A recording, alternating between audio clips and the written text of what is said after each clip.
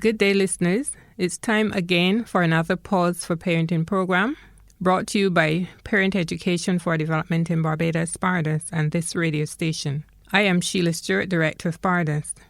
As you may know, PAREDOS is a registered charity which provides families with information, guidance, and counseling on parenting and family-related matters. The vision statement of PAREDOS is to build strong, cohesive communities, one family at a time, whilst the mission statement is to promote sound, harmonious family life through the delivery of exceptional parenting services. The main objectives of PAREDOS are as follows: to raise the level of awareness of the importance of responsible family life in national development through its educational programs, and to deliver quality childcare to children from ages 3 months to 4.5 years of age, and to provide support and guidance to their parents.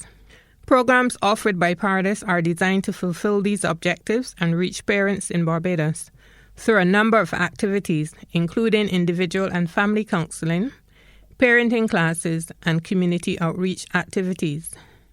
PAREDOS conducts a regular 10-week parenting class which addresses various aspects of parenting skills to assist with the development of positive parenting styles. Topics include emotional intelligence and consequential thinking, accepting parenthood, cognitive development, family types as well as parenting styles, nutrition, how to discipline without corporal punishment, and finally financial planning and budgeting as a family.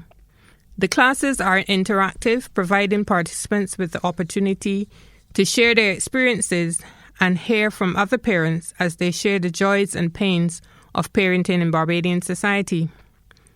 We encourage all parents to register and join the PAREDOS parenting classes when they're advertised. Private and confidential individual and family counseling sessions are provided to assist clients to identify and address the root problems affecting them. PAREDOS also conducts a regular 9-module prison programs with incarcerated fathers who are due for release, with the aim of building positive relationships with father and child post-incarceration. Our other flagship activity is the Community Outreach Program, and we will be happy to visit your organization, be it school, place of employment, church, community, or sports group, to talk to parents and young adults about the various aspects of parenting. So call us at 427-0212 or email us at admin@paredos.net with your requests. I am your host, Shernell Marshall. Let me begin today by wishing all of you dads out there happy Father's Day. And that's you, grandfathers, biological fathers, stepfathers, father figures, adopted dads, all these men who play an important role in the lives of a child. I want to wish you happy Father's Day. If you may recall, last week we said we're going to dedicate this entire month to our men. Yes, because of Father's Day. And we want to look at the topic Unmasking Masculinity. We began that last week with our guest, Sinclair Brown. And he's with us again today. Welcome, Sinclair. Good afternoon, Barbados. And if I remind you a little bit about our guest, Sinclair is a counselor himself. And he has 3 sons and a grandson. Is it, Sinclair? Yes, please. Yeah, so he's all into the boys. And today we're talking all about men. So he's well versed in talking about sharing on this topic. I have with me another guest as well. His name is Fabian Sargent. Welcome, Fabian. Hi, it's a pleasure to be here. And Fabian is a social worker for the last 14 roughly years, right, Fabian? Yeah, I work with young people, yeah. Right. So he works with young people, as he just said, and he works with parents as well. Yes. It's important that, we do not only work with the children, that's my belief, but we work with the parents, because they are the ones who then have to impart, their job is to impart all that knowledge and help with the training and the raising of the children. I wanted to get into social work to work with youth until I was tossed into PAREDOS. I was told, if you want to work with children, you need to work with parents. I'm like, really? Yes. But I have come to see that it's no working without children, without having parents involved. Correct. So, welcome, Fabian. And today, as I said, we're looking at unmasking masculinity. We started that last week. And to recap a little, I just want to point out one thing that Sinclair would have said which stood out to me. And he was defining to him what being a male was. And he would have said that something about being responsible. A man is responsible. He gives identity To his children, yes. right. I found that interesting that a man gives identity. And you know, for many of us, we're given, not many of us, in this society, we have the names of our father. Once you know who the father is. And in marriage, the wife adopts the name of her husband, so therefore the children, they fall on the lineage of their father. So that definitely gives identity for me. I know you meant much more than that simple thing, but for me, that stood out as in giving identity, and knowing who you are comes from, you know, who my father is. Or he helps me to form who I am. But anyway, I'm talking a lot, more than I planned to. So guys, I'm going to start with Fabian, because we had Sinclair's input last week. What is a man? I am a man. Hallelujah. I will start there. I mean, what is a man? When I think of what is a man, I think of myself. A leader, in my own right. Someone who takes responsibility for all my actions. Strong, courageous. A person who accepts that I'm wrong. A person who loves my children. I mean, I think that is one of the greatest parts of my manhood, or being a man, is being a father, being able to pass on those that training that was given to me by my parents, both parents, you know, being able to portray an image that I would like to see carry on, and to be able to groom or to be involved in the grooming process of another life, so that when I'm gone, you know, Fabian Sargent is carried on. You know, as you said, it builds a sense of identity. But I think that a lot of men in society now can only just say these things but don't really live them. And I think that is where we really need to go in terms of living what we say. You can ask any man, what is a man? Oh, a man is this and a man is that. A man's supposed to be strong and courageous. But really, I think we have a lot of fake identities out there. And as we go on, we'll probably get more into what I mean when I say that. I'm glad you talked about that, and I'm going to jump right into it right now, because I'm going to ask you, where did you get this identity of being a man from? Definitely initially started with my dad. I would say that I was one that had the privilege to live with a dad. Both my parents for my entire life until, well, you know, you got older, you move away. You're from your own family. But my entire childhood life up till late teenage years, I lived with both of my parents. Seeing my dad being the person who, I mean, he was a real hard worker. My father used to burn the candle at about 10 different ends, you know, having this business and that business and traveling here and traveling there and getting involved in so many different things. Being able to see how he was made me a man. And I will tell you this, some of his deficiencies even rub off on me. And it shows you how children pick up simple things. A centipede. My father's biggest fear is a centipede. Listen, if you see a centipede in the house, the whole house dig up until you find it. Nobody is sleeping, nothing going on.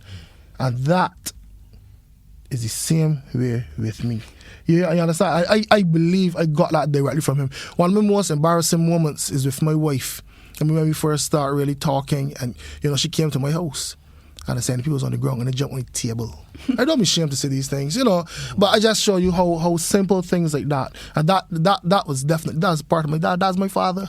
That is my father, you know, so, yeah. Interesting.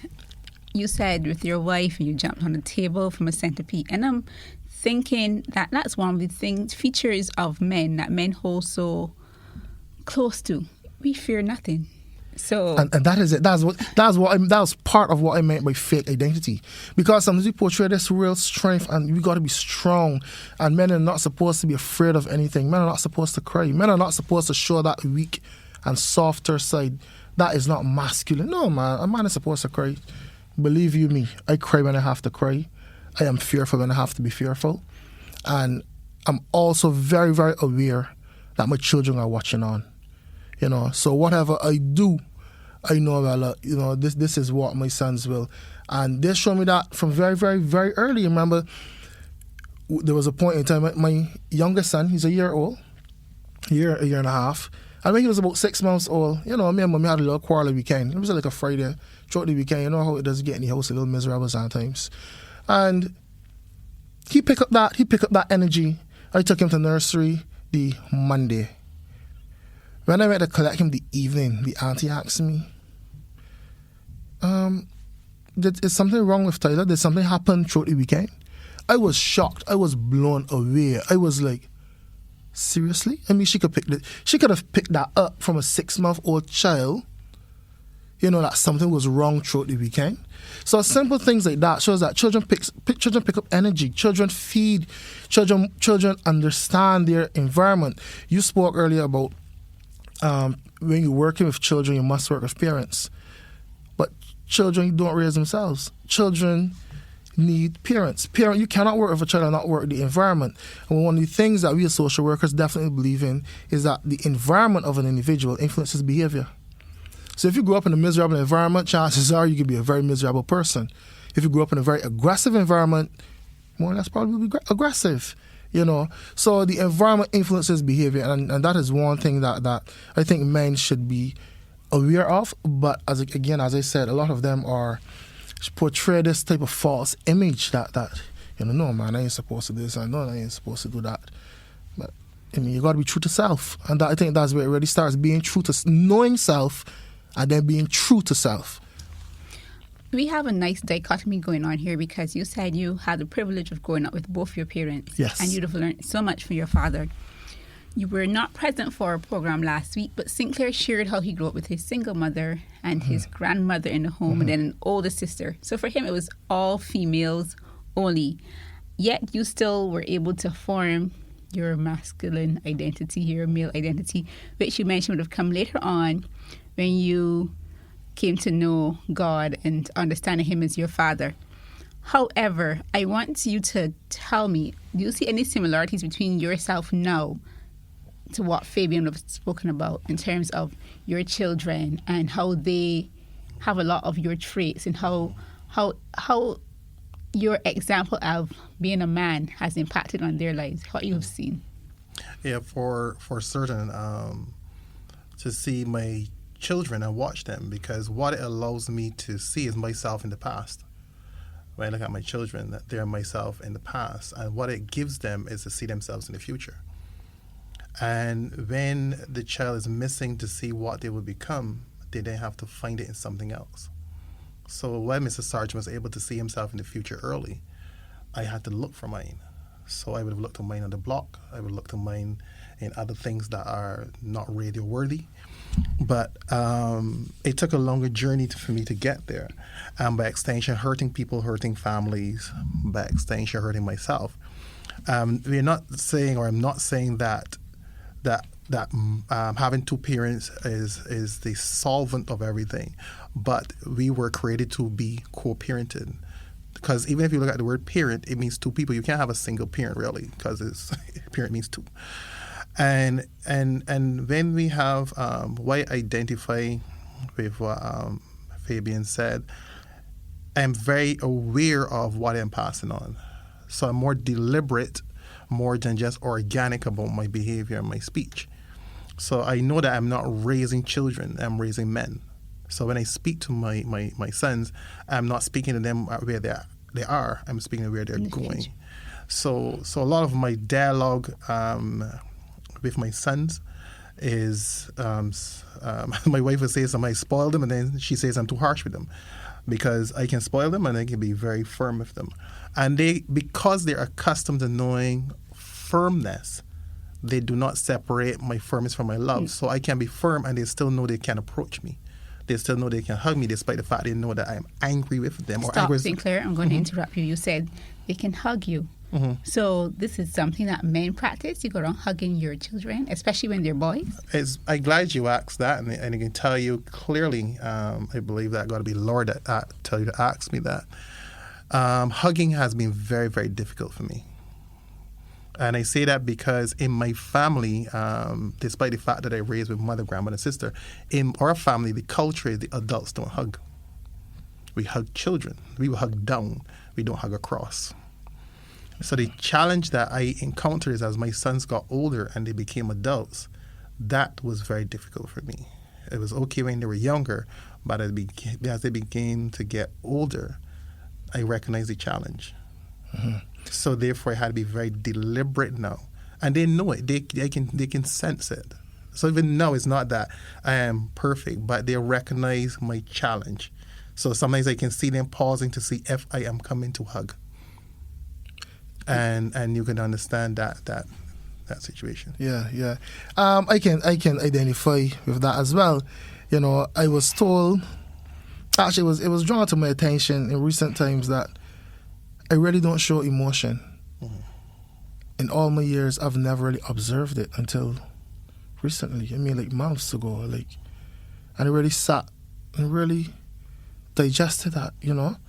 And I was wondering, where did that come from? I started to do so much introspection. I realized it really came from my parents, you know. In terms of hugging, I can't ever remember being hugged by any one of my parents. I can't ever remember being kissed or being told I love you by any one of my parents. I don't think I needed that for them for me to know that they love me. I think I knew that came across strongly, very, very, very strong, you know. But in terms of being emotional in that context, in that way, really showing it, you know, hugging and kissing and saying I love you, that was never ever me a part of my reality. With my children, I start doing. From the time I was very excited from the time, you know, my wife got pregnant with my first son, and I always said, this is going to be different.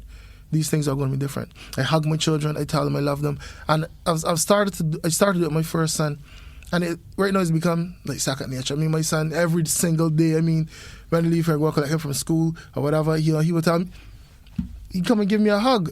That's his normal greet. Come and hug me, hug him back, love you, etc., etc.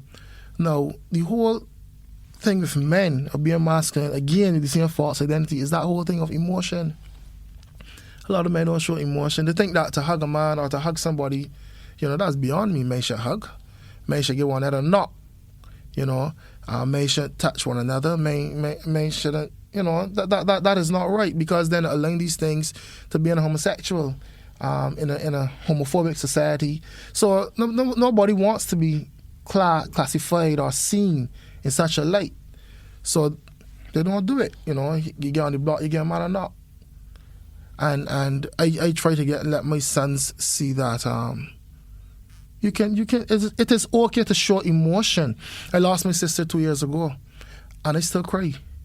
I cry. Listen to me. Believe you me, if emotion hit me while driving and I have these stoplights, I am going to cry though. So if you're in the car next to me, look around and say, I'm crying, you could jump to all assumptions. I cry. I let out my tears, and they come and I will be there and I'll probably wipe in and start doing my nice working shirt or whatever. But I have no problem with crying. I don't see that making any less of a man, you know? Yeah. Interesting is that you guys would have gotten the lack of emotion or emotion showing, or rather the hugging, touching kind of emotion, not necessarily from seeing a father not doing it only, but in your case it was both parents.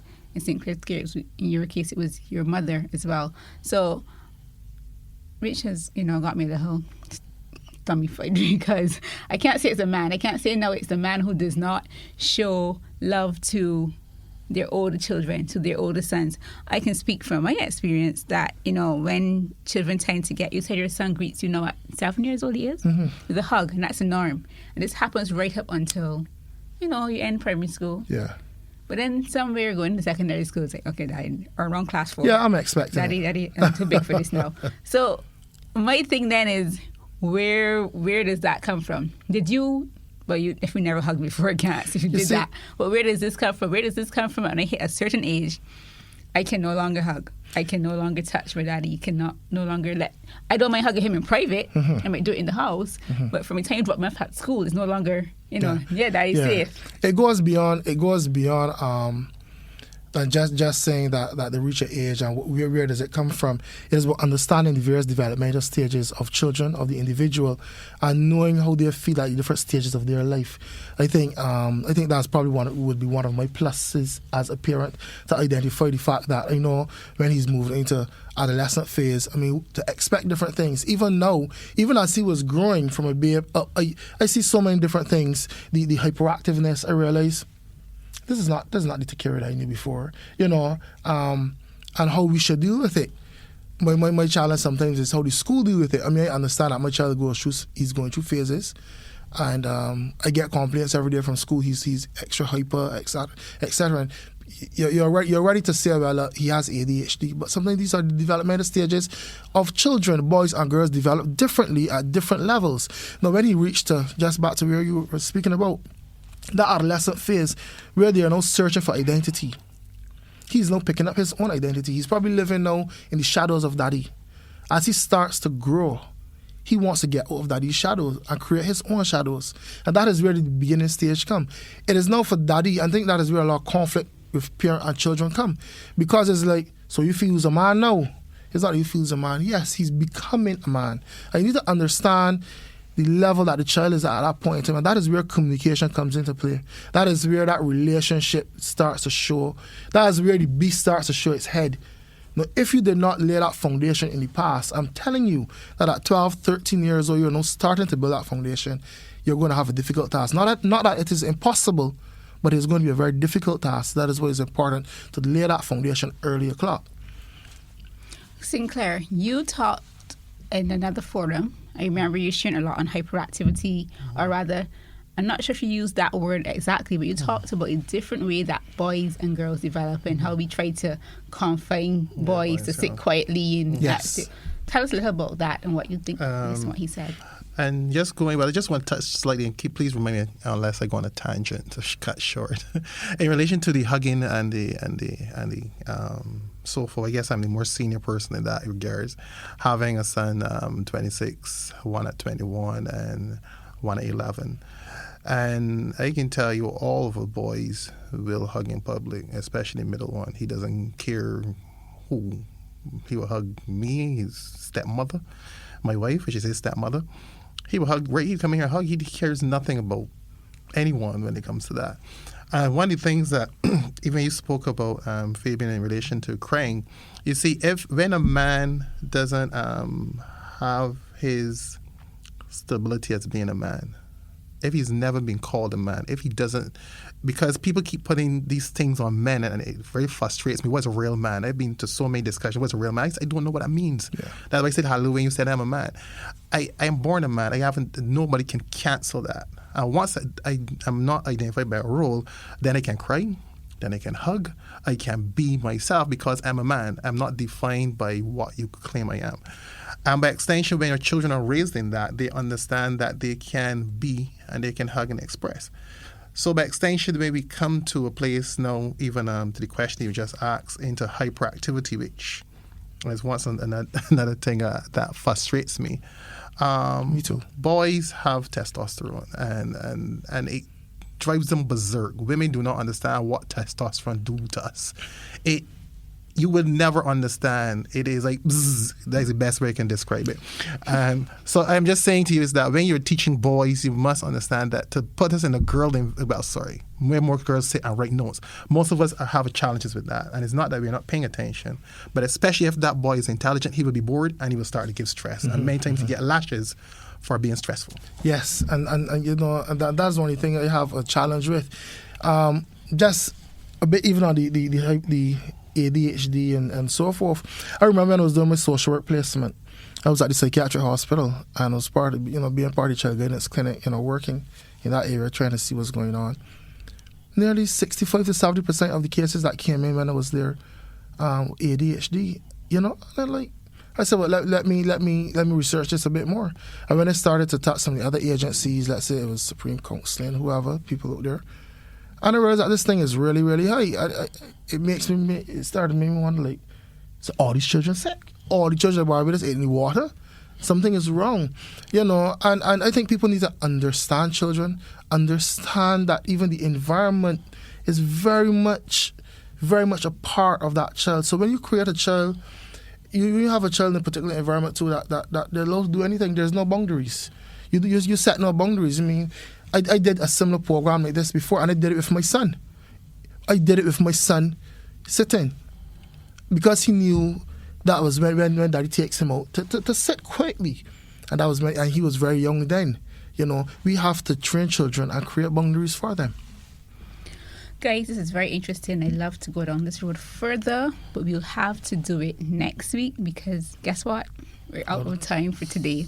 I want to thank my guests, Fabian Sargent and St. Clair Brown, for coming out and sharing with us on Unmasking Masculinity. Until next time, I've been your host, Shernelle Marshall. We hope that all of you who took the time to listen have benefited in some way and feel motivated to apply the information to your parenting experience. This is Sheila Stewart, Director of PAREDOS, signing out for today. As we sign out, we take this opportunity to thank you for listening to Pause for Parenting. Parents are responsible for guiding and nurturing all aspects of their children's development, including their social, emotional thinking, and educational development. Parents are their children's first and foremost teachers, guidance counselors, and nurturers. Let us all join in helping our parents to address the challenges of parenting and help us to become better and more positive parents as we endeavor to improve the society in which we live. Thank you very much.